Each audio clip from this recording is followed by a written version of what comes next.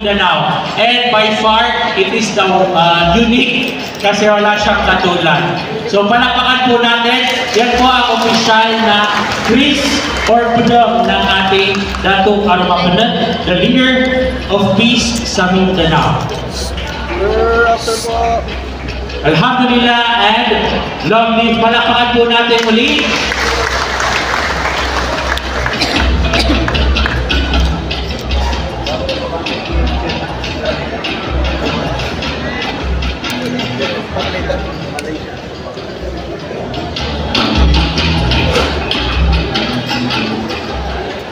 A servant leader with the mind of a jurist and the heart of a peacemaker. Our newly enthroned Dato' Arumapunat, leader of peace sa Mindanao, will now share his reflections and his pledge to the people of Mindanao and most especially to the entire country. Ating bigyan ng masigabong palakpakan ang ating mahusay na chairman ng Commission on Elections, Dato' George Erwin Mojica Garcia.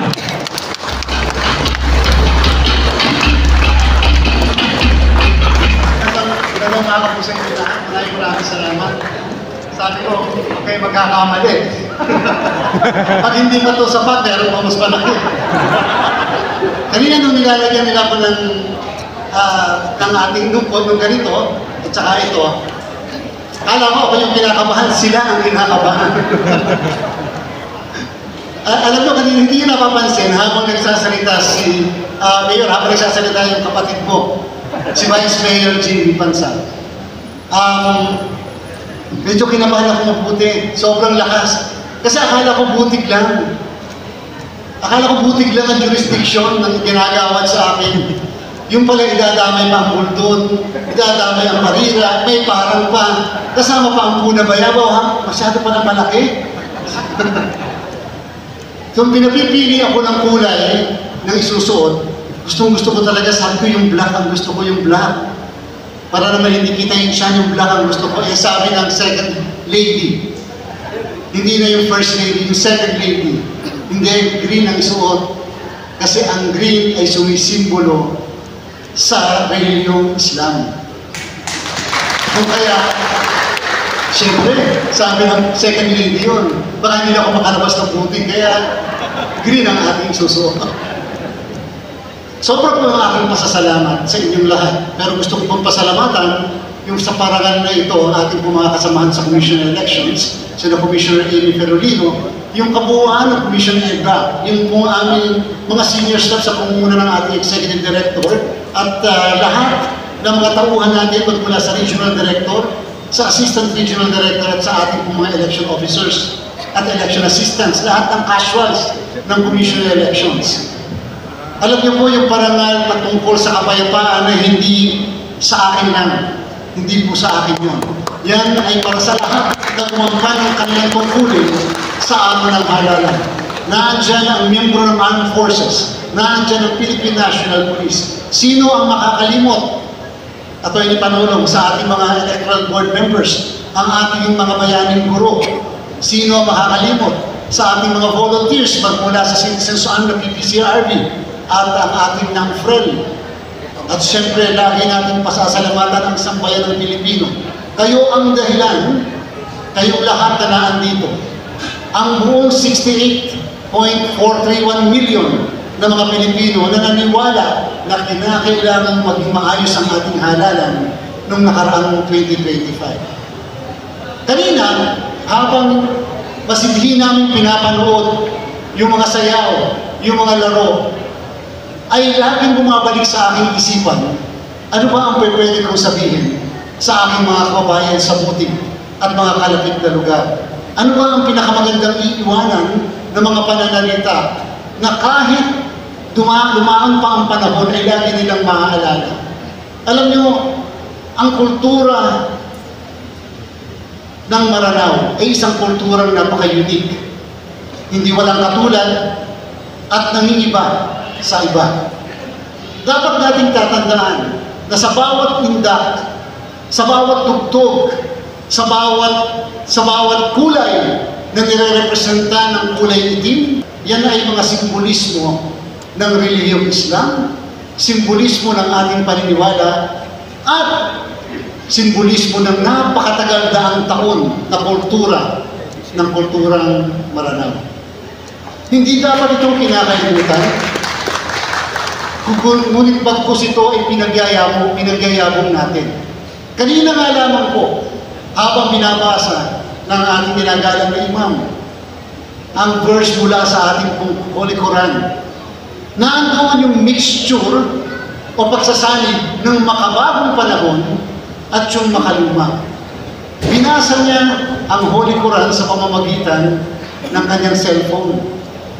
Pero inawit niya yung nilalaman ng ating Holy Quran sa pamamagitan ng tradisyonal na paraan ng pagbasa nito. Ano pong ibig kong sabihin?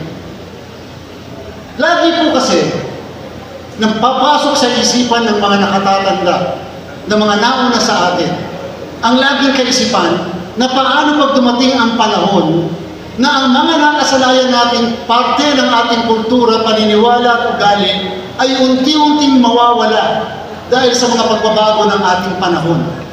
Dahil sa pagbabago ng mga teknolohiya, dahil sa pagbabago ng mga pag-iisip, puso at damdamin ng ating mga kabataan. Tatandaan natin na ang kultura, ang tradisyon ay nabubuhay lamang base sa pagkakasali nito sa mga susunod na henerasyon, sa mga susunod na salinlahi. Subalit kapag po ito ay naputol sa isang henerasyon, wala na tayong aasahang kulay, tugtog, indak, mga paniniwala, na paniniwalang pinagyabo ng ating mga ninuno matagal na panahon, daang taon, upang masabi natin bawat isa Maranao, bawat isa Muslim, bawat isa may paniniwala sa Islam.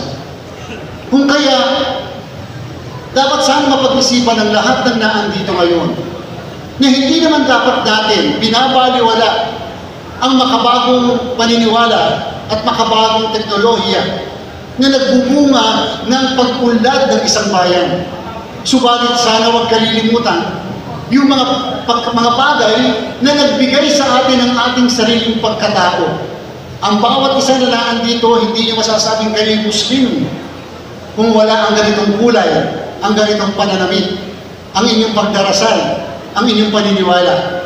Yan ang dumadaloy na dugo sa bawat isa na naandito ngayon. Tagabutig ka man, tagalanaw ka man, balik Muslim o ikaw ay isang Pilipino.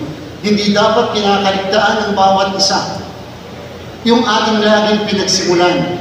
Sapagkat naniniwala lagi tayo na kapag lagi natin tinitingnan yung mga pinagdaanan ng ating mga ninuno, magiging matuwid din yung dadaanan natin sa kinabukasan. Ang pagpaparangal na katulad nito ay pagpaparangal hindi dapat sa tao lang. Ang isang katulad ko mawawala sa posisyon, mawawala ang kapangyarihan. Kinakailangan ang pagpaparangal ay dahil sa pinaparangalan natin hindi yung tao, kundi ang bawat isa ang ating sarili. Ang kapayapaan ay ninanais ng sino man, Kristiyano ka man o Muslim, maputi ka man o ang kulay ay kasing tulad ng kulay nating halos lahat. Ang kapayapaan ay ninanais ng bawat isang Pilipino. Naniniwala po ako na ang tunay na kapayapaan ay nagsisimula sa balota at hindi sa bala. Ang tunay na kapayapaan ay nasa puso ng bawat isa. Huwag natin sasabihin na yan na kasi ang pag-uugali dyan sa Mindanao. Kung kaya lagi na lang may kaguluhan pag darating ang halalan. Itong katatapos lamang na halalan na patunayan hindi lamang sa Puti. Napatunayan natin sa buong probinsya ng Lanao. Pwede, hindi imposible ang kapayapaan at maayos na halalan. For the first time sa kasaysayan ng Lanao, kauna-unahang pagkakataon at darating ang panahon, pag-uusapan ng tayong lahat na tayo'y tatanda rin. Masasabi natin sa mga kabataan na tatanda rin later, nung panahon ng 2025, kauna-unahang pagkakataon, gabi ng Mayo 12, nagproklama ng Mayor, Vice Mayor, Sangguniang Bayan. 2 araw pagkatapos itong Miyerkules, nagproklama ng gobernador, vice-gobernador, miyembro ng Sangguniang Panlalawigan at mga kongresista ng iba't ibang distrito ng probinsya ng Lanao. Kauna-unahang pagkakataon sa kasaysayan ng Lanao del Sur. Ano po ang importansya niyan?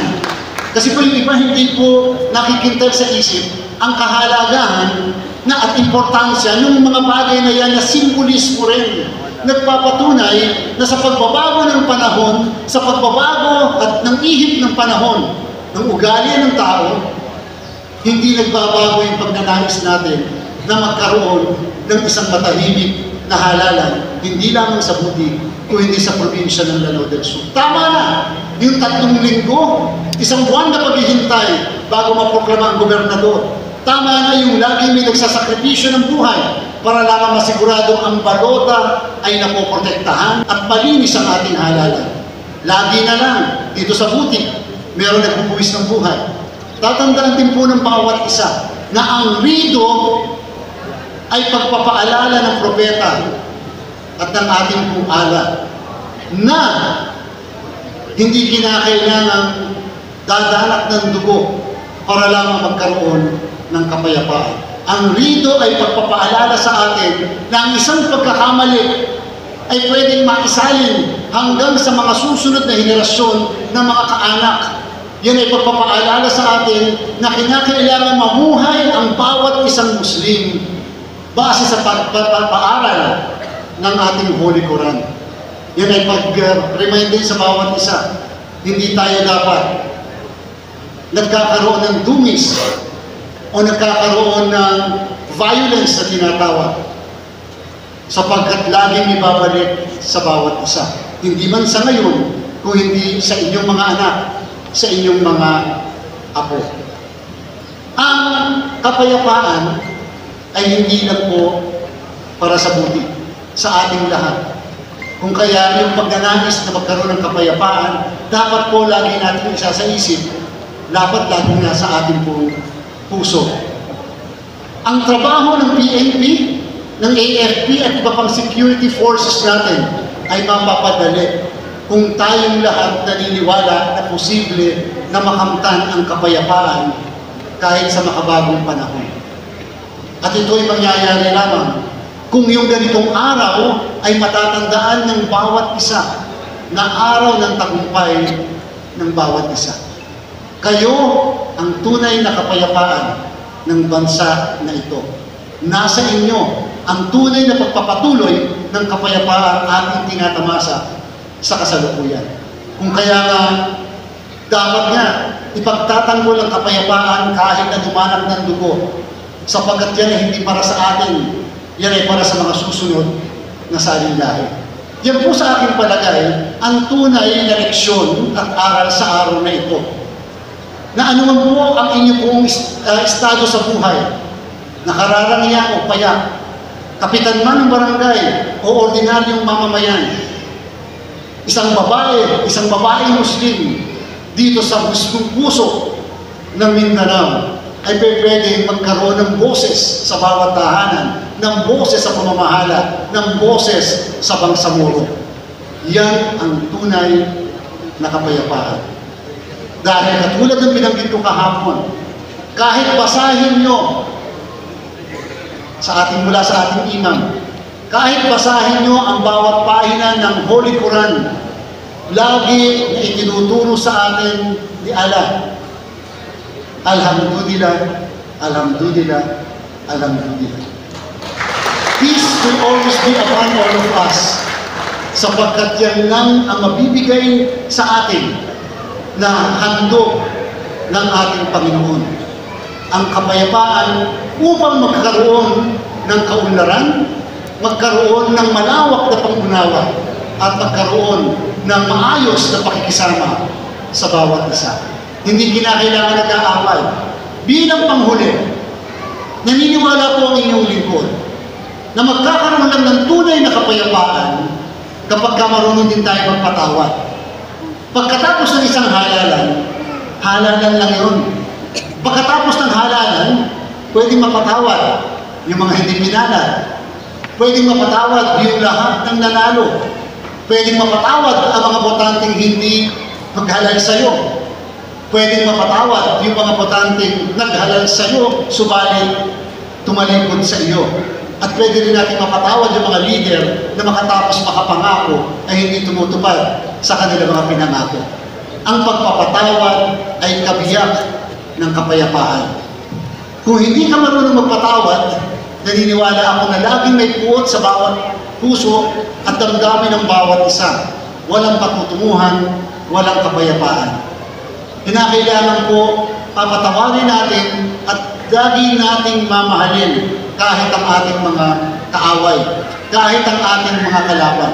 At dapat lagi nating kilalanin na hindi porket ikaw ang leader ng isang bayan, ng isang lugar, ng isang bansa, ay ikaw lang ang matapat, ay ikaw lang ang nararapat, ay ikaw lang ang matuwid. Dapat nating iisipin na kahit na merong nagpe-question, nag-o-object, nag-o-oppose, at hindi sumasang-ayon sa bawat isang ginagawa natin, hindi nangangahulugan mali sila. Nangangahulugan lang na kukonti sila at nakararami kayo. Kinakailangan sa isang lugar, sa isang bansa na may kapayapaan, tumatanggap ng hindi pagsang-ayon. Tumatanggap ng papuri, tumatanggap ng mga bagay na hindi naman papuri din. Sa aking palagay, diyan po magsisimula ang pangmatagalan na kapayapaan hindi lamang sa Buti, kung hindi sa buong probinsya ng Lanao del Sur, sa buong Bangsamoro region, sapagkat yan ang ninanais natin na matagal na. Ang katulad ko, mawawala bilang isang leader ng komisyon. Subalit ang bawat isa na naan dito ay magiging leader at pinuno ng bawat pamilya, ng bawat bayan, ng bawat probinsya, at ng bawat bayan natin. Kayo ang kapayapaan, kayo ang pag-asa ng ating bayan. Magandang umaga po sa inyo lahat. Maraming salamat.